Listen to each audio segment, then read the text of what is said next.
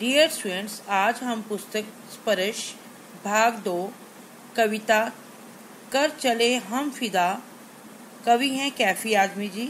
इसका अध्ययन करेंगे। सन 1962 में भारत व चीन में युद्ध भारत चीन सीमा पर हुआ। बेटा, उस युद्ध में हजारों सैनिकों ने भाग लिया और बहुत से सैनिक उस युद्ध भूमि में बलिदान दे गए। चेतन आनंद जी ने उसी पृष्ठभूमि पर हकीकत फिल्म बनाई। उस फिल्म में कर चले हम फिदा गीत कैफी आजमी जी ने गाया।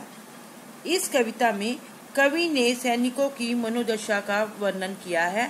आज हम उसी का वाचन करेंगे। कर चले हम फिदा जानो तन साथियों, अब तुम्हारे हवाले वतन साथियों। हाँ जी, फिदा वर्ड को बेटा अंडरलाइन कीजिए। फिदा का मीनिंग होता है नछावर, हवाले होता है सौंपना,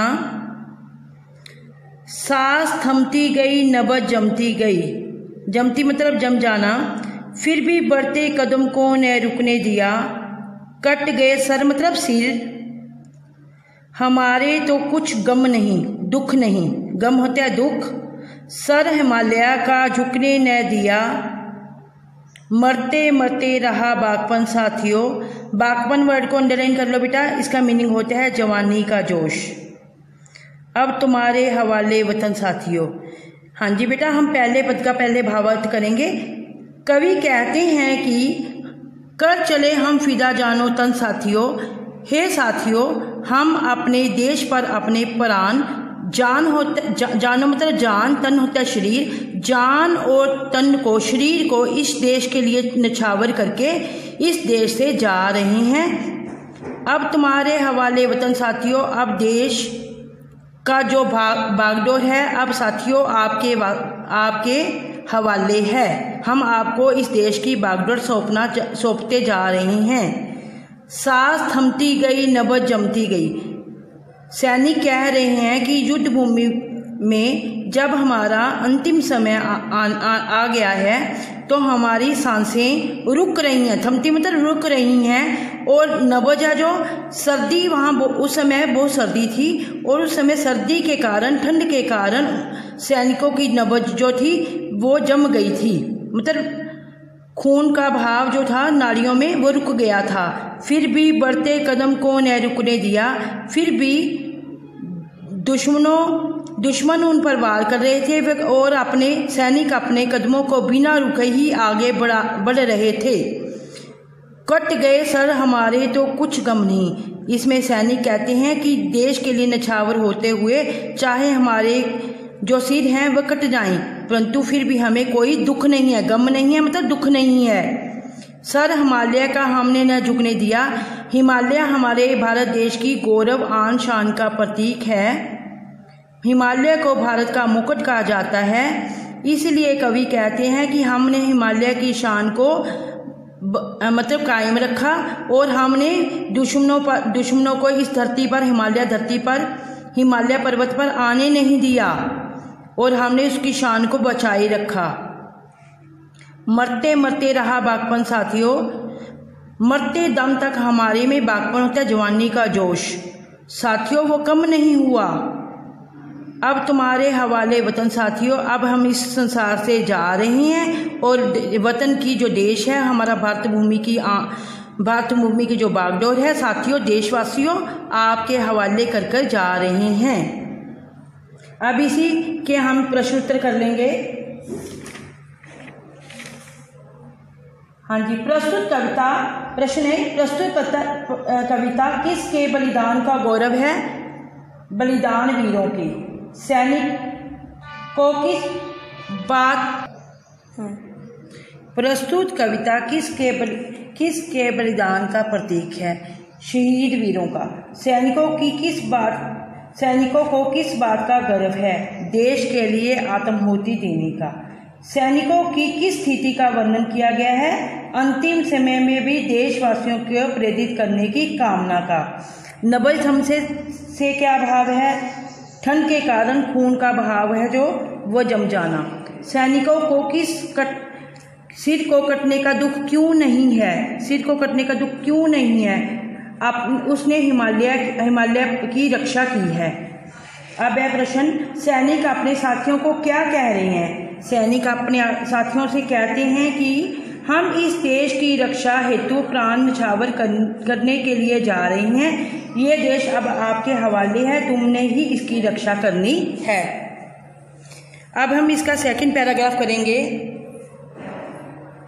सेकंड पद है बेटा, जिंदा रहने के मौसम है मगर जान देने की रुत रोज आती नहीं। हुस्न और इश्क दोनों को रुस्वा करे वो जवानी जो खून से नहाती नहीं। आज धरती बनी है दुल्हन साथियों, अब तुम्हारे हवाले वतन साथियों। हाँ जी, जिंदा होता है बेटा जीवित रहना, हुस्न होता है सुंदरता, इश्क प्रेम, रुस्वा बदनाम, खून।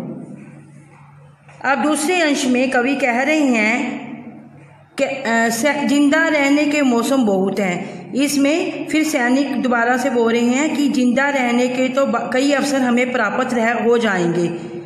यदि हम इस जीवन में जिंदा रहे तो कई अवसर हमें प्राप्त होंगे। जान जाने की रुत रोज आती नहीं, देश के लिए न्यौछावर होने का समय बार बार नहीं आता। हुस्न और इश्क दोनों को रुस्वा करे, सुंदरता और इश्क जो जवानी है ना वो दोनों ही बदनाम कर देती हैं यदि वे इस देश के लिए खून से नहाई नहीं। मतलब जो वो जवानी यदि खून से नहीं नहाई तो हुस्न और जो सुंदरता और जो प्रेम है दोनों को बदनाम कर देती है। वो ज़िंदगी किसी काम की नहीं जो दूसरे मतलब देश की मातृभूमि के लिए कुर्बान न कर दे। आज धरती बनी है दुल्हन साथियों, अब तुम्हारे हवाले वतन साथियों।